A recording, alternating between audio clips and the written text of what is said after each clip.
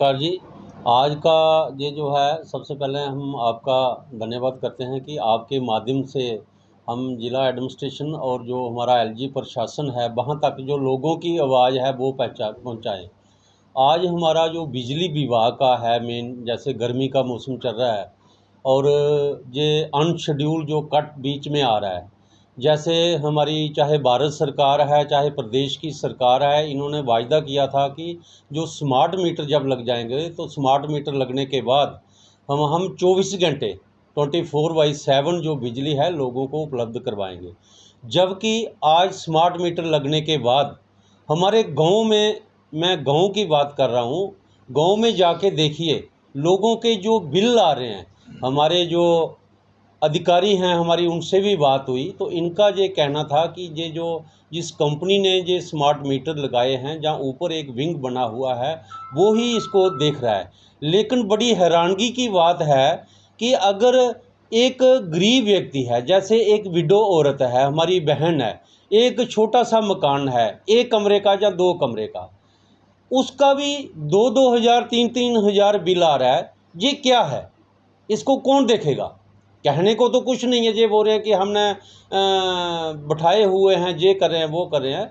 हम इस संज्ञान में आज डिप्टी कमिश्नर मैम से भी मिले, हमने उनको इन राइटिंग में एक मेमोरेंडम भी दिया और उन्होंने हमें आश्वासन भी दिया, क्योंकि हम जब भी मैम के पास गए हैं तो उन्होंने हमारी बात हमने जो रखी और उन्होंने पूरी तरीके से हमें उसमें बेनिफिट हुआ, उन्होंने बात की, बात हुई है। तो मैं ये कहना चाहता हूँ कि ये जो ज़्यादा से ज़्यादा बिल आ रहे हैं इसका कारण क्या है?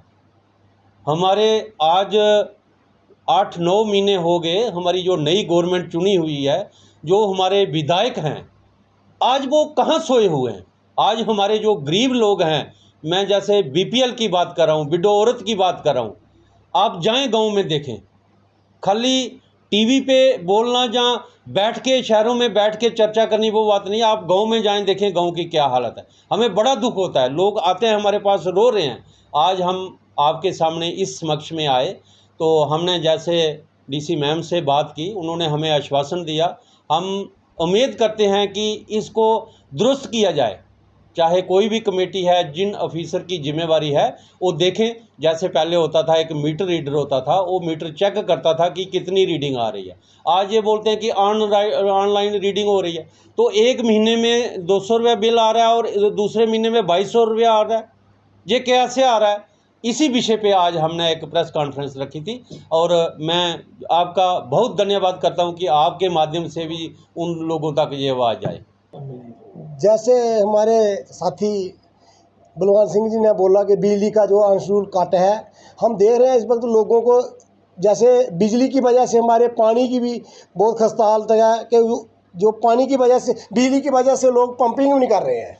गांव में इतना बुरा हाल है कि 5-5 6-6 दिन पानी का भी त्राही वहाँ मचा हुआ है इस वक्त। और सारा जो पूरा दारोमदार है बिजली के ऊपर है, बिजली का जो अनशेड्यूल कट है और लोगों के बिल हैं। जो मैंने एक अभी इनसे बात कर रहा था कि हमारे गांव में एक विडो थी, उसका घर में एक वो भी पक्खा किसी ने दिया है, उसको पक्खा दिया है, उसका 38,000 रुपये बिल आया है। वो लेडीज़ मुझे बोल रही थी, मैं घर में कोई पशु पाले, मैं उसको बेचूंगी और उसका बिल, और दफ्तर वाले ये नहीं मान रहे हैं। वो ये बोलते हैं अगर इनके पास जाएगा कोई, ये बोलते हैं हमारा कसूर नहीं है, ये बिल ऊपर से आए हैं, एमडी से मिलो। एक गरीब आदमी एमडी से पास कैसे पहुँचेगा? मैं ये बात बताना चाहता हूँ कि इस पर जो बिजली ने, जैसे पहले मीटर रीडर होता था, लैंडमैन होता था, वो आजकल कोई नहीं है। 15-15 20-20 पंचायतों पर एक मीटर रीडर है। यानी कि स्टाफ की शार्टेज की वजह से, ये सारा जो दारोमदार है स्टाफ की शार्टेज की वजह से, इनको मुलाजिम रखने चाहिए। जैसे मुलाजिमों की वजह से सारा कुछ हो रहा है। जैसे जाकर गांव में एक बार लेते हैं, उस पर ये कंप्यूटर पर पहली 10 यूनिटें लिए, दूसरी 10-11 अपनी मर्जी से भर रहे हैं ये। तो मैं ये बात बताना चाहता हूँ कि ये पहले जाकर देखें उधर गांव में, जैसे जैसे बिजली लोगों के घर में, जैसे एक बल्ब है उसको एक बल्ब का किराया होना चाहिए। जैसे पक्खा लगाओ, हम नहीं बोलते बिजली ऐसे फूकनी क्यों कि बिजली का किराया देना है हमें, मगर जेब जरूर जाकर उधर देखें, उसकी वजह से लोगों को थोड़ी राहत मिले। बस इसी पर मैं ये विषय करना हूँ, बिजली के डिपार्टमेंट को इस पर पूरा संज्ञान लेना चाहिए। जय जय भारत।